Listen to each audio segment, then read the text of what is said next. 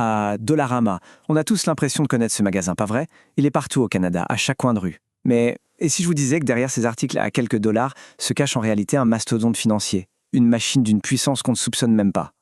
Regardez bien ce chiffre, 5,87 milliards de dollars. C'est le revenu de Dollarama pour l'année 2024. Oui, presque 6 milliards.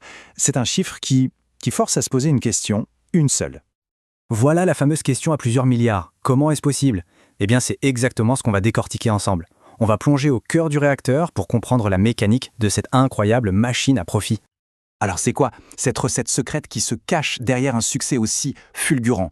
Oubliez tout de suite l'idée de la chance. Ici, on parle d'une stratégie qui est réglée au millimètre près, d'une précision quasi chirurgicale. En fait, tout le modèle de Dollarama tient sur 4 grands piliers.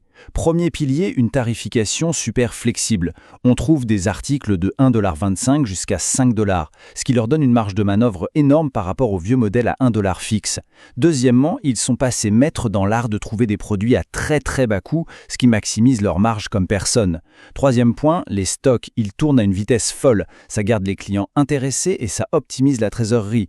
Et enfin, le quatrième pilier, une expansion agressive constante à travers tout le pays. Mais l'ingrédient vraiment secret, la véritable clé de voûte de tout leur empire, c'est celui-là. Contrairement à presque toutes les autres grandes chaînes de magasins, Dollarama dit non à la franchise. Chaque magasin, sans exception, leur appartient. Ils les gèrent tous directement. Et ce contrôle absolu, c'est une véritable machine à cash. Pensez-y, ils maîtrisent absolument tout. L'expérience client est la même partout, les produits sont choisis de façon centralisée et surtout, ils négocient des volumes gigantesques directement avec les fournisseurs. Le résultat, des prix d'achat au plancher et des marges qui, elles, sont au plafond. Bon, maintenant, passons au plat de résistance. Parce que pour vraiment saisir la force de frappe de Dollarama, il faut le mettre face à son plus grand rival en Amérique du Nord, le géant américain Dollar Tree. Alors imaginez un ring de boxe. Dans le coin gauche, on a le champion canadien, agile, super discipliné, incroyablement rentable. Et dans le coin droit, le colosse américain. Bien plus grand, c'est vrai, mais aussi plus lourd et qui a du mal à digérer une acquisition très compliquée, celle de sa filiale Family Dollar. Et quand on regarde de plus près, les différences sont criantes. Dollarama a perfectionné son modèle de prix flexible depuis des années, alors que Dollar Tree commence à peine à s'y mettre. La rentabilité, nettement supérieure chez Dollarama. Le modèle opérationnel, simple et discipliné d'un côté, complexe et laborieux de l'autre. C'est un chaos stratégique, purement et simplement. Et là, voici la preuve ultime en chiffres. C'est sans appel. Regardez-moi cet écart. Une marge nette de presque 26% pour Dollarama contre à peine 5% pour son rival américain. Ce n'est plus une simple victoire là, c'est une démonstration de force. L'efficacité du modèle canadien est là, noir sur blanc.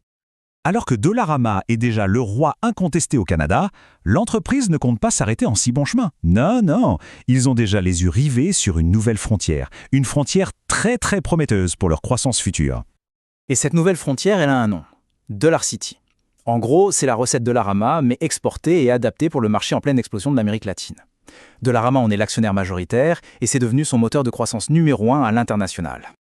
Le déploiement est à la fois rapide et très stratégique. Dollar City s'implante dans des pays clés d'Amérique centrale et du Sud. On parle de marchés immenses avec des millions de consommateurs qui attendent exactement ce que Dollar City leur offre. Des magasins modernes, bien rangés et surtout très abordables. Et l'ambition, elle est très claire. L'objectif, c'est d'atteindre 850 magasins Dollar City d'ici 2029. C'est un plan de croissance, disons, extrêmement rapide, qui montre à quel point l'entreprise est convaincue du potentiel de cette région. Bon, pour finir, essayons de brosser un tableau complet de la situation. Parce que comme n'importe quelle grande entreprise, Dollarama a des forces qui sont absolument incroyables, mais aussi bien sûr des risques qu'il faut garder à l'œil. D'un côté, les avantages sont colossaux. Une domination quasi totale du marché canadien, une efficacité opérationnelle qui fait des envieux, et bien sûr, ce nouveau moteur de croissance internationale avec Dollar City. Mais de l'autre, il y a des défis bien réels, une forte dépendance à l'économie canadienne, une pression constante sur les coûts et les risques liés à une chaîne d'approvisionnement qui fait le tour du monde. Finalement, le succès de Dollarama nous amène à une question beaucoup plus large. Dans un monde où chaque dollar compte de plus en plus, est-ce que ce modèle, basé sur l'hyper-efficacité et les bas prix, est tout simplement l'avenir du commerce de détail? L'histoire de Dollarama, en tout cas, nous offre un début de réponse assez convaincant. Merci beaucoup d'avoir suivi cette analyse. Si le contenu vous a plu, n'hésitez pas à laisser un j'aime et à vous abonner pour soutenir la chaîne. Et si l'histoire d'autres entreprises exceptionnelles vous intéresse, on a plein d'autres vidéos qui pourraient vous plaire. À bientôt!